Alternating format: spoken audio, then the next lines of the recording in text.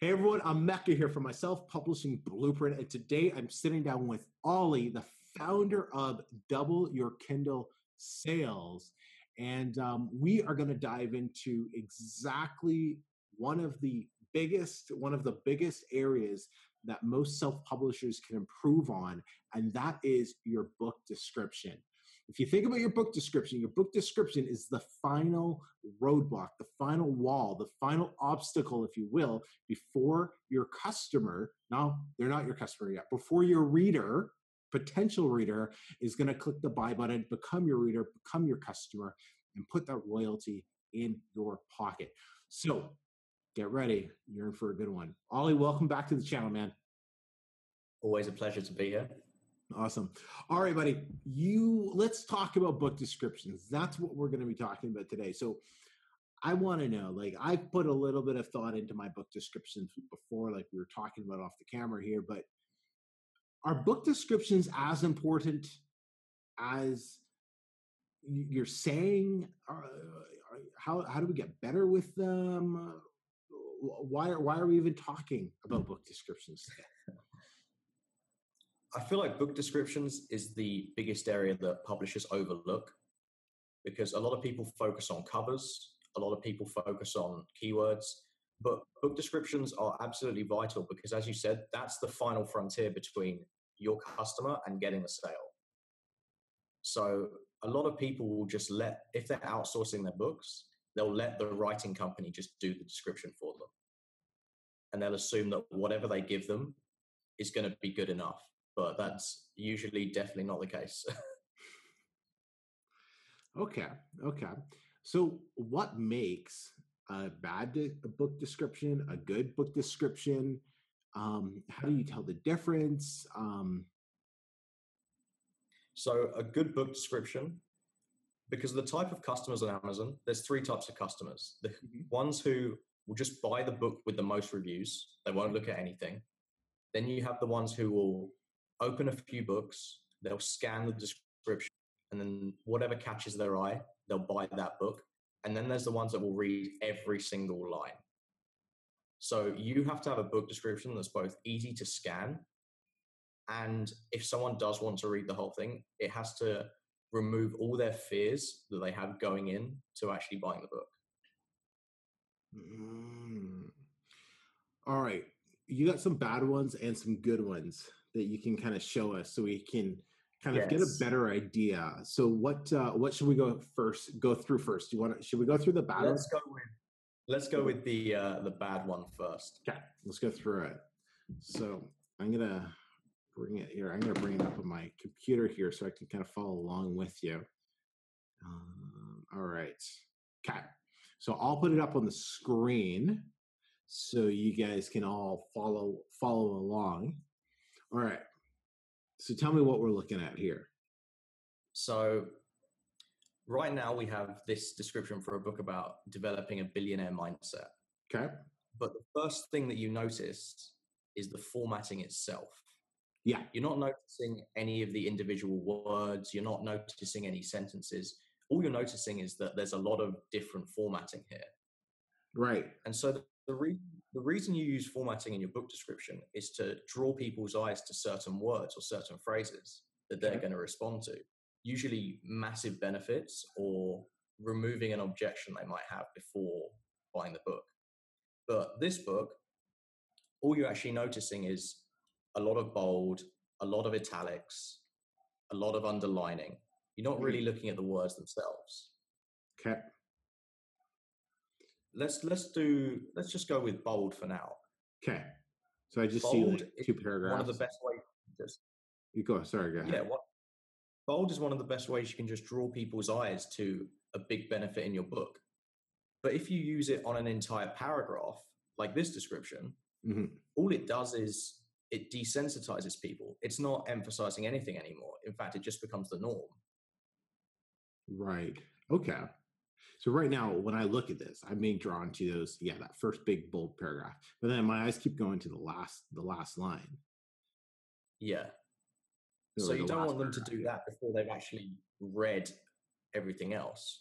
Right. Okay. Because very few people are just going to click on the book and scroll down to the buy button. Right. So you need to have some sort of coherent flow in your description. And this description doesn't have any flow at all because everything's broken up into these different formatted paragraphs. And so you have the large underlining, you have the last one, which is all in bold, all underlined, all in italics, Right. with the large text as well. And it just completely loses any effect it may have had before. Okay. And so I'm looking at the bullet points. Can we talk about the bullet points there? Like I see the billionaires is bolded and want is bolded. Yeah. If you're going to bold a word, it needs to have meaning by itself. Okay. Like the word billionaire. Yeah. The word billionaires doesn't do anything. We already know this book is about billionaires. We don't need to reinforce that. In fact, in that sentence, the better one to do would be think big. Okay, that's what I was just looking at for that one. I was like, would it think big make more sense?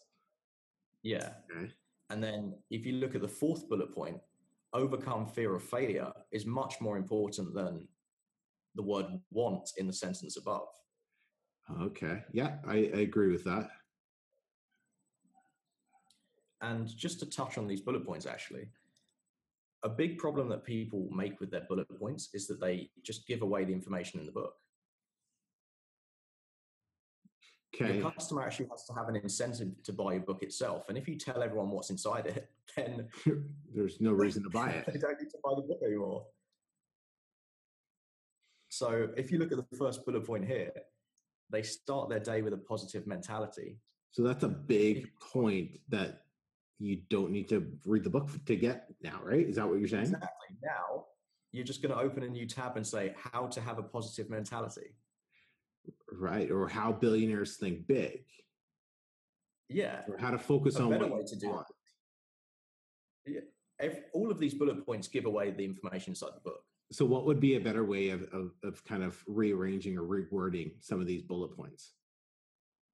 So the best thing you can do is give away a little bit of what's inside, but you leave that last part open to the reader has to buy the book to get it. So if we do the first one.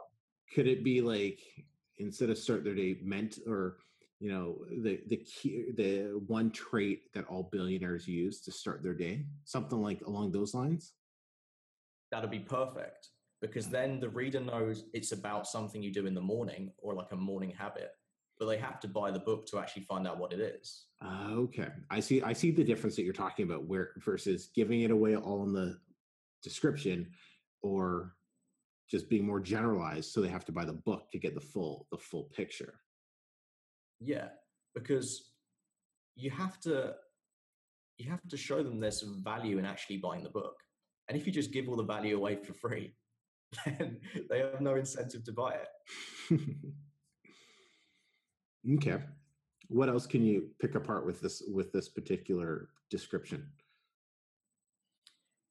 I mean, the formatting itself is that's a big issue, huh? That's a big issue, because a lot of customers are immediately going to be put off by this, because it looks like you're trying to sell something. Like, you can go on any page on the internet and you can have a million ads telling you to buy things. You don't want your book description to look like it's there to sell a book. That's its job, but it's not supposed to look like that. Right. Okay. The other thing is the big paragraphs. Like, a lot of times people have really, really long paragraphs, and they're just intimidating to read. Right. Like, think how many times you've pulled up a web page and all you see is a giant block of text. You just go, so you go somewhere else. Yeah. You have to make it as easy as possible for your customers to read. And this is not easy to read right now. Okay. So if we compare this with the other book description we were talking about, okay, this one is much easier. Okay, let me just pull it up here. So this is like a book description that would be done properly. Yes, this has clearly been done by someone who knows what they're doing. Okay. And if you look at the difference, the first thing that comes to mind is your eyes are drawn to that master your attention. Yes. Because that's a good example of exactly how you should use bold. Because your eyes are drawn to that big benefit. So even if you're scanning the description, you're going to get that straight away. And then you have without writing anything down as well. Okay. So you're just drawing people's eyes in to exactly what you want them to read. How important is that top? So when I looked at this the first thing that pops out is how the world's top memory experts concentrate and remember any information at will, and how you can too. Like that's what my eyes went to right away. And then, when I first turned to this page, should that be bold? That's absolutely vital. Okay. It doesn't have to be bold because that's in the larger text, so it has the same effect. Gotcha. Okay, so it's not using this.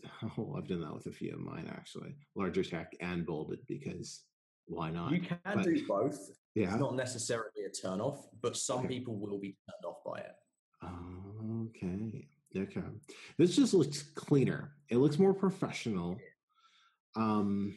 Yeah. It's easier to read. And then, but I keep thinking as I'm looking at this, I'm like, oh, it needs more HTML. It needs to be fancier. That's like my initial thought process when I'm looking at this myself. But really, you're saying, no, this is not the case at all. Keep it simple, keep it clean, keep it easy to read, essentially. Keep it easy to read. Use formatting to draw attention to certain words or certain sentences. Okay. People should never notice the formatting on your description. Right. Because the moment they notice the formatting, they're not noticing the words anymore. That makes a lot of sense. And as soon as they don't notice the words, then, eyes glaze over, they close the tab. Right. Okay. Because your job is to get your reader to read from the start of the description to the bottom. And then they go to the buy button. They're not supposed to be darting around going, okay, that's in big text. Oh, well, this one's all in bold. Okay, I see what you're saying.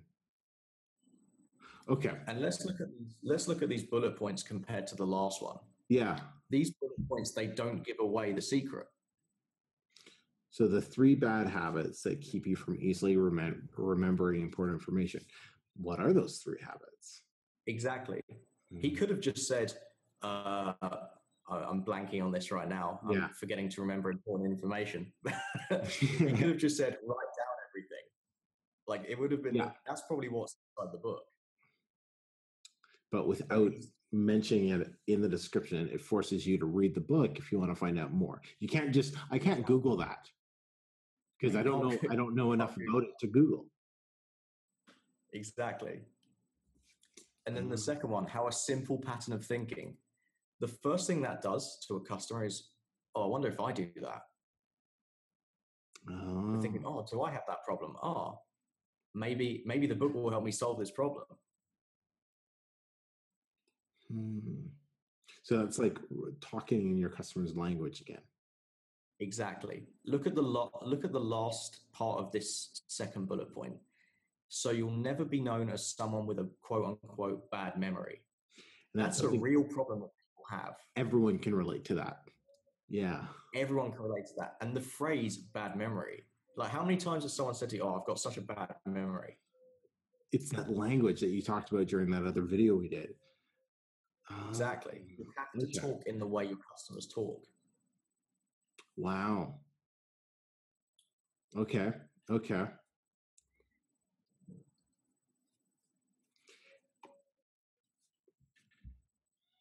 What about the call to action here? We don't really. The call to action. Yeah. I don't. This one actually has a very weak call to action because you have, if you're ready to harness the incredible power of your mind to remember more in less time, this book is for you. Mm-hmm. But your call to action only has one job, and that's tell your reader exactly what you want them to do.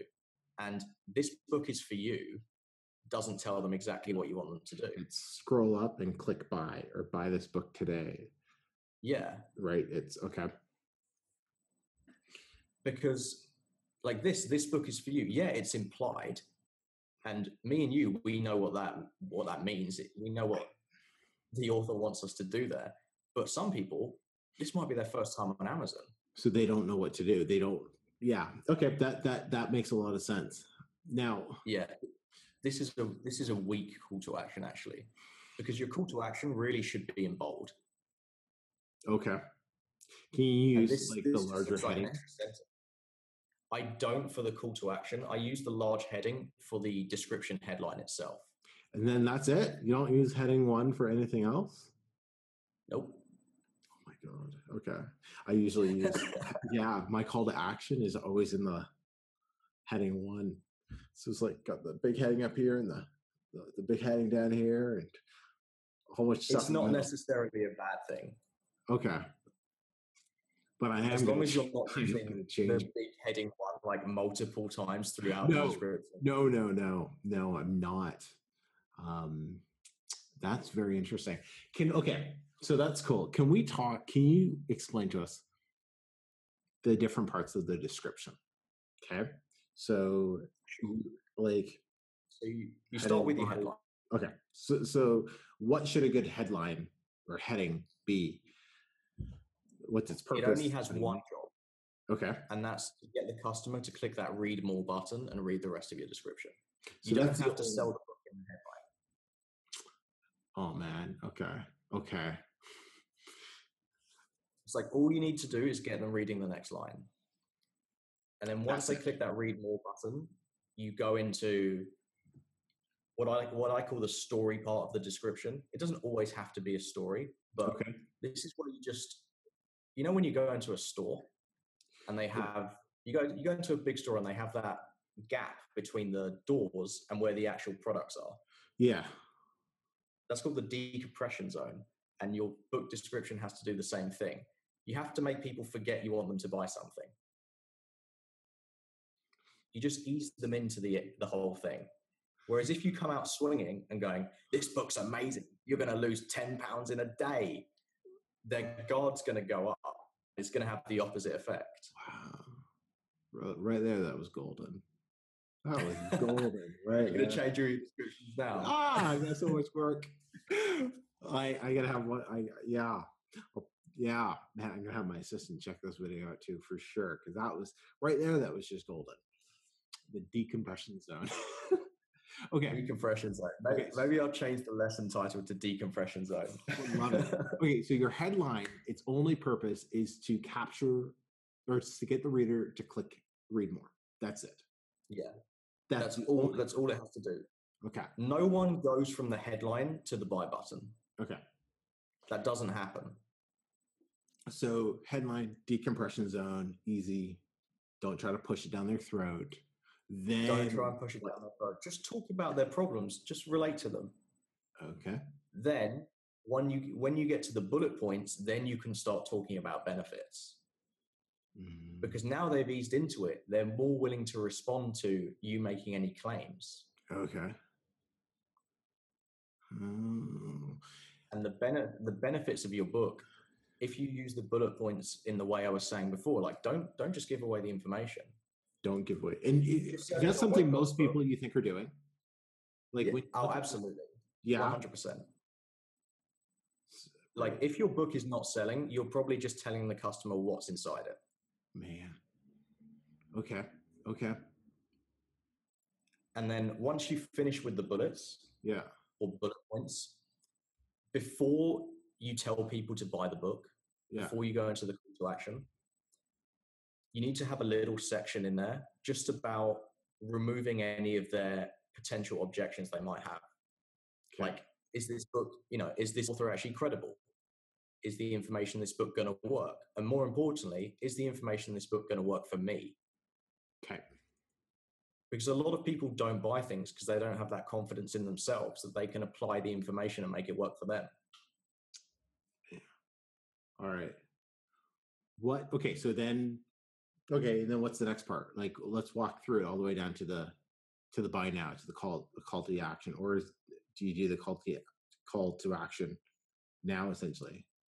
I do the call to action after you've taken away the objection. So there's 5 parts. You have the headline, the decompression, the bullet points, the removing any objections, and then the call to action. Okay, and just to review, the decompression is just relating to their problems. Just relating to their problems. Just don't make any big claims. Okay, no promises, no guarantees, no nothing. It's just relating to their problems. Correct? Yeah. It's like, to lose weight, being fat sucks, right? It's just relating to their problem. Yeah, in a nutshell. Right? In a nutshell, right? Like I don't want to decompress them with, hey, lose 10 pounds with me. It's just degree. Exactly. Don't be like, hey, you're fat. Do you want to lose 10 pounds in a day? I've got this amazing diet. Okay, cool. It's you're fat, I'm fat, it sucks. Now let's go into some of the benefits, right? Yeah. Okay. All right. So once you're done your bullet points, and you've related to the customer, you've identified, okay, so here are some of the problems you're going to solve.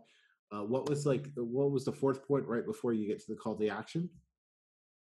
Removing any of their final fears or any of their objections. Okay. And how would you do that in a general sense? In a general sense, just reassure them that they can make the information in the book work for them. So say if you're selling a weight loss book, you could say something like, even if you failed every other diet in your life, this book has a easy step-by-step, easy to follow guide written in plain, simple English. Wow. Take my money. And all that does is just reassure them that, they can do it. This isn't rocket science. They can do it. Wow. Okay. Call to action. Call to action. Keep it simple.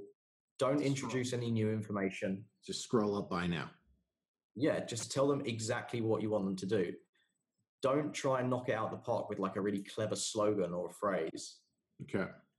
Like with the memory book, I can't remember what call to action they use. I'll just look at it now. They said, this book is for you. Like that doesn't mean anything. Right. It's like, okay, great. Go to another page. They didn't tell me to buy.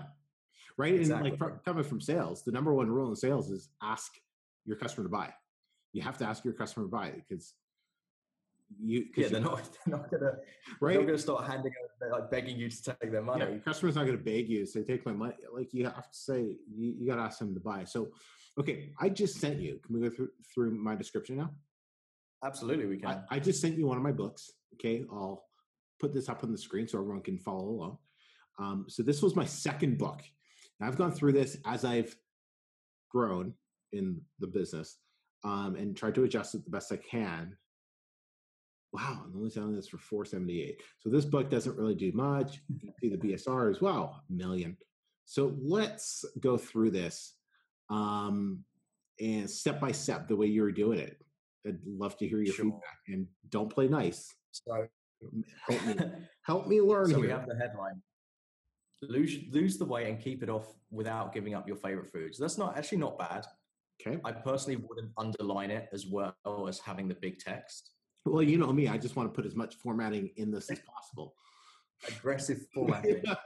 Because I thought that would equal more sales because it looks like fancier. But okay, cool. Yeah. And then we go into, if you want to, 1, lose weight, 2, look and feel great, all while being able to enjoy your favorite foods. So the first thing you've done there is you've just repeated yourself. Yes. Okay. So now it doesn't look like you have much to say. It just looks like you're going to repeat the same point for the entire description. Okay. So if you are going to repeat a concept, you need to put it in different terms. Makes sense. Just to keep it fresh for the reader so they don't get bored. Yep. And then you go straight into trying to sell the book. We have this is the book you need to read today. This is the book you need to read today. So I'm not decompressing. Right? There's no decompression zone here. I'm just trying to heavily compressing them. I need to put something like I need to relate to my reader here. I need to say, I hate not fitting into that dress. So yeah, right? I'm a size 8. I want to be a 4.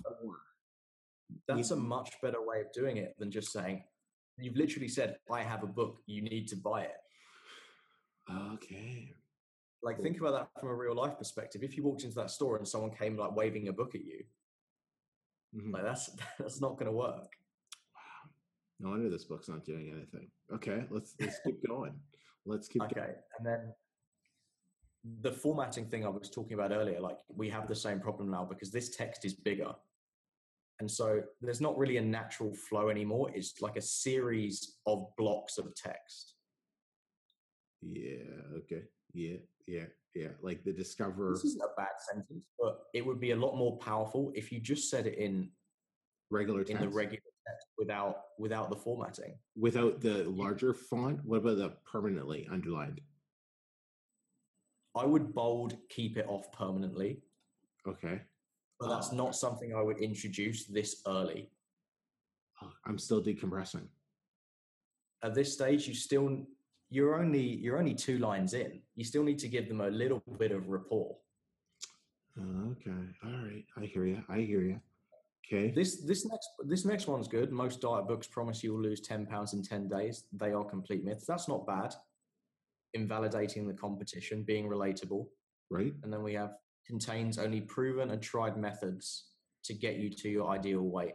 With something like that, you'd need to provide some additional credibility. You'd need to tell people, like, you know, where have these methods come from? Who discovered them? Who's using them right now? Okay. My ghostwriter. These proven methods discovered by eWriter Solutions. Right. Okay. But like in the book itself, there will be hopefully something about like this particular diet, which was discovered in 1820 by Dr. You know. Right. This is the part where you need to provide a little bit of credibility for your pen name. Gotcha. Okay. That makes sense. You need to show that you're not just another book on Amazon. Okay. Because there are probably 1,000 books that have something very similar to this. Right. But if your book has this diet, which the American Journal of Physiology said people lost 12 pounds in 8 weeks by doing this diet, that's a lot more credible than just saying this is a proven diet, because anyone can say this is a proven diet. Right. Yeah.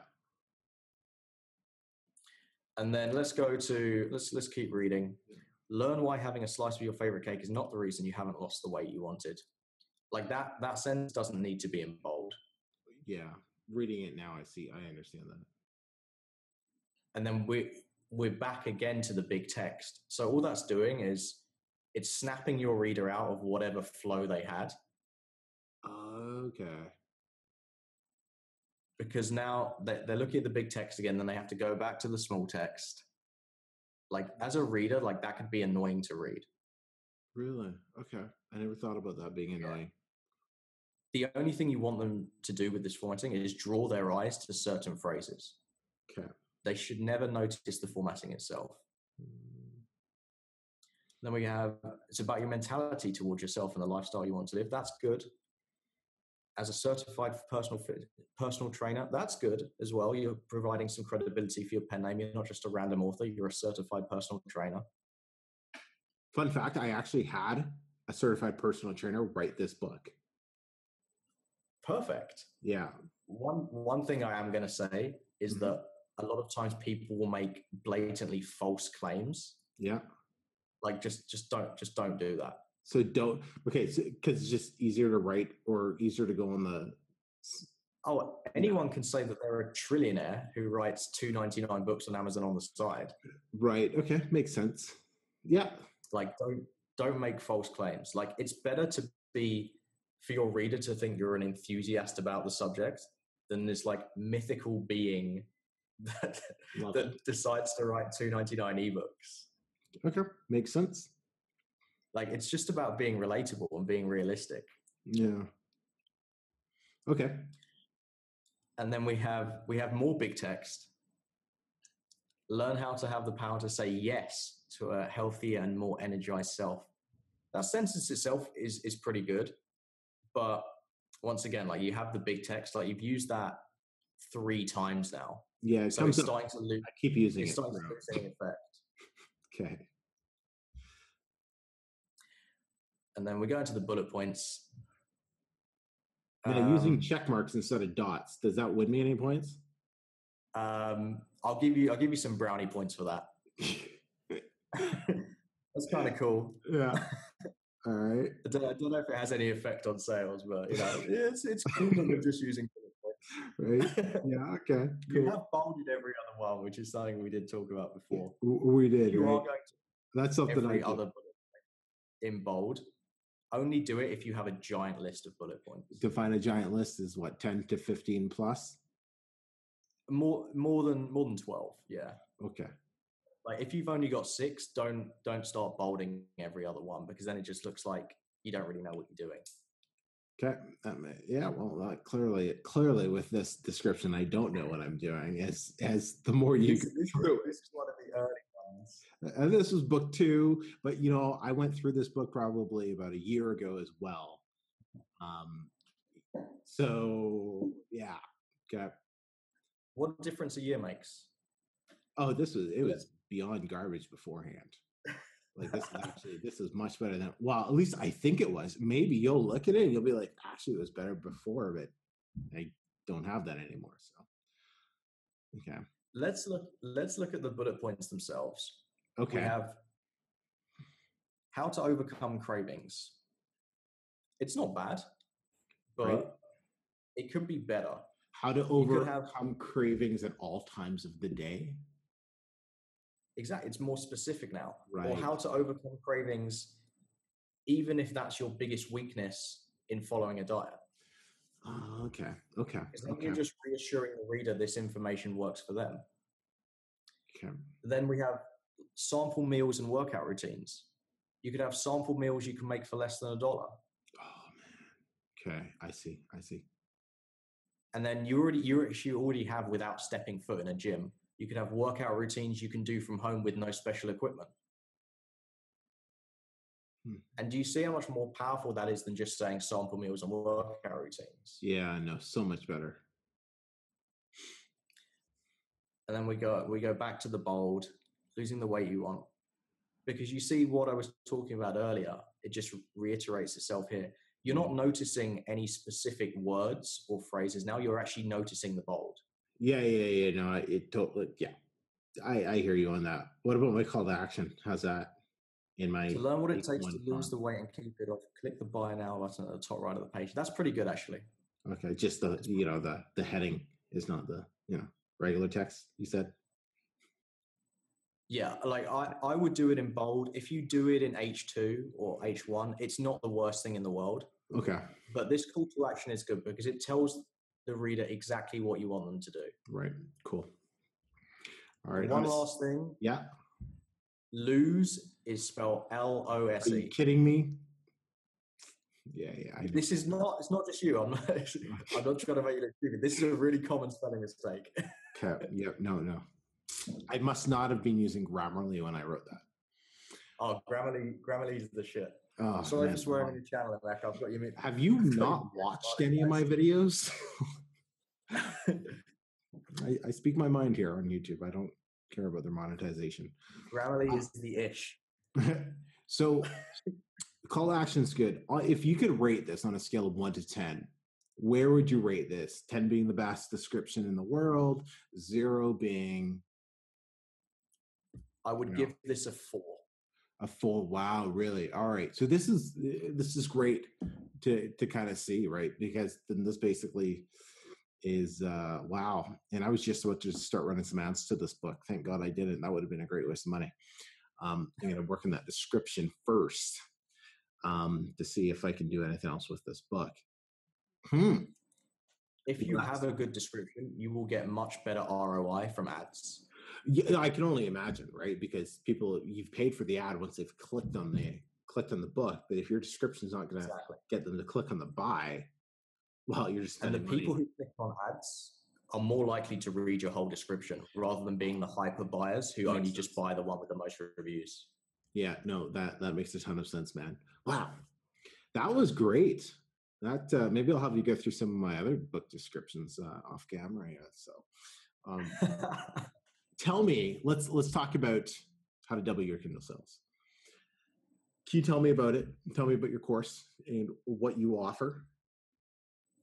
So my course is focused on three things. The first is customer research, how to really dive deep into your customer's head and to really give them what they want, which is often not what you think they want. Okay. The second is how to actually have a book title people will click on. Because if people are scrolling through Amazon, looking through that keyword, there's a lot of competition there, and yours has to stand out. And you're not going to do it with how to lose weight. Not even, what's this book called? Lose the Diet? No. This title, yeah, the title's crap. Cap. And then the third part is your book description itself. So how to actually craft a book description that has your reader reading every single line from top to bottom and then going to that buy button. So figuring out who your customer is, being able to relate to them, talk to them, share the same language as them. Yep. Right? That translates into crafting the proper title. And not just going into using your keyword as a title, going deep and absolutely. I feel like we should do another video just on titles, because we can definitely do another video about titles. This description video, I think we've been going for about 40 minutes.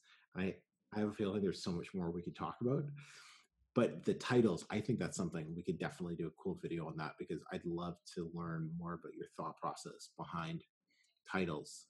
And everything. If you guys want to see a title video with me and Ollie here, let me know in the comments. Click yes or click yes. Click the thumbs up, and we'll get together for that.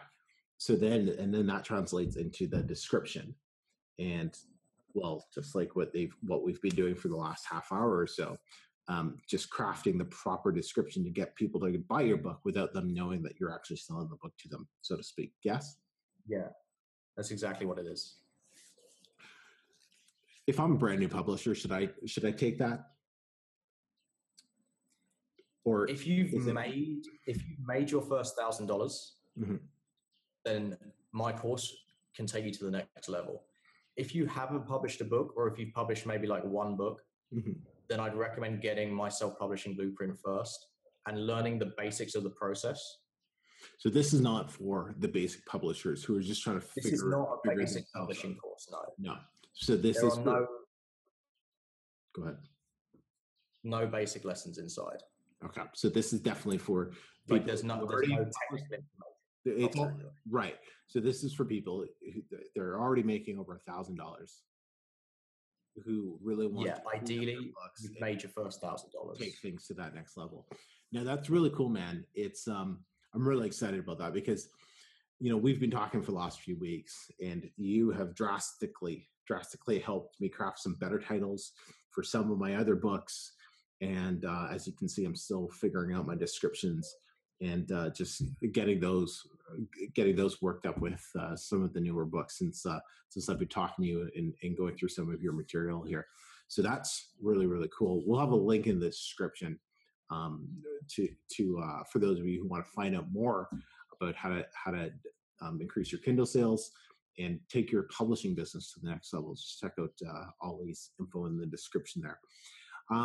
Thank you, man. I really appreciate you taking some time to go through this. And I know the live description thing was kind of, I just sent you the link and was like, hey, let's go through this. But you know what you're talking about. Yeah, I've got to show that I know what I'm talking about.